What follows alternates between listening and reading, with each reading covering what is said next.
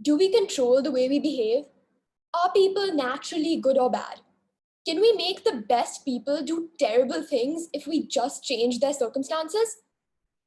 Everyone would probably have completely different answers to the above questions. And the debate around situationism threatening free will and moral responsibility is one that psychologists have been interested in forever.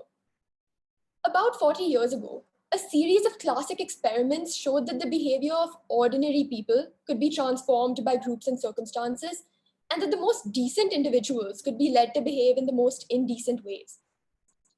This leads us to two critical questions. One, can groups transform us? And two, are such transformations always for the worse? Let's look at the Stanford Prison Experiment. The Stanford Prison Experiment was conducted by Philip Zimbardo in 1971, and the researchers set up a mock prison and selected 24 undergraduate students. These students were split into two groups of prisoners and guards. Those in the convict group were arrested on campus before being taken to prison, and the researcher Zimbardo gave just one rule to the guards: no physical violence. However, in just a few days, mattresses, food, and toilets became luxuries as the guards became tyrannical and aggressive. Prisoners were stripped and subjected to sexual humiliation. The experiment had to be shut down after just 6 days because Zimbardo himself, by his own admission, got caught up in his role as the prison warden, and prisoner participants faced acute anxiety and even became hysterical. As you can see on the screen, here is a quote by Zimbardo on how he was unable to resist situational temptations to yield power and dominance.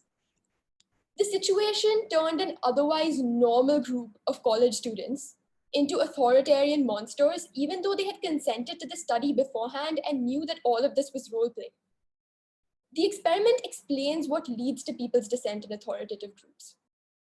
It illustrated a general tendency for people in groups to lose their capacity for judgment and hence to become helpless to resist tyrannical impulses.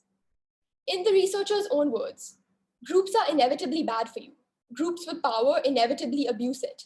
The guards just emitted a natural consequence of being in the uniform of a guard and asserting the power inherent in that role. This is a powerful phenomenon, but a questionable explanation. Think about it.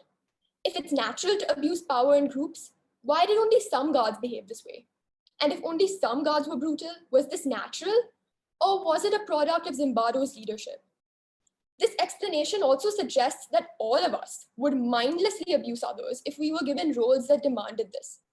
This denies any capacity for human agency and choice. It also suggests that bullies are just passive victims of psychology and authoritative groups cannot be held accountable for their actions. So in this way, psychological analysis could easily end up excusing various acts which are widely considered inexcusable. So let's look at a few different findings and then come to a conclusion. Let's look at the BBC prison study. This study used the exact same setup as Zimbardo's study. However, unlike Zimbardo, the researchers did not act as prison wardens. The results were quite surprising.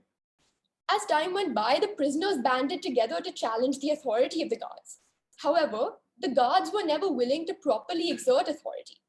So rather than having passive prisoners and brutal guards, the researchers ended up with rebellious prisoners and discoordinated guards. So amongst the prisoners, social identification led to agreement and mutual support. It gave them the power to turn their goals into social realities. For the guards, however, lack of social identification led to disagreement, internal dissent, and their burnout levels skyrocketed over time. So what does this really mean? In the BBC prison study, groups united people and gave them the power to do good. But in the Stanford prison experiment, guards essentially went drunk with the same power, and this reduced their choice and agency. This is applicable in our own lives as well, perhaps at another level. Think about it. Have you ever felt more positive in a group when you were backed up by other people and you weren't alone? Now, have you also ever done something slightly out of character when you were in a group? Like ignored a particular person simply because being part of the group seemed to demand it? Chances are you have for both. So this just shows how groups can have both a positive and negative impact on us depending on the scenario. While we do have some degree of control, the notion that every single action has an explanation which says something about our personality or individual disposition is an illusion.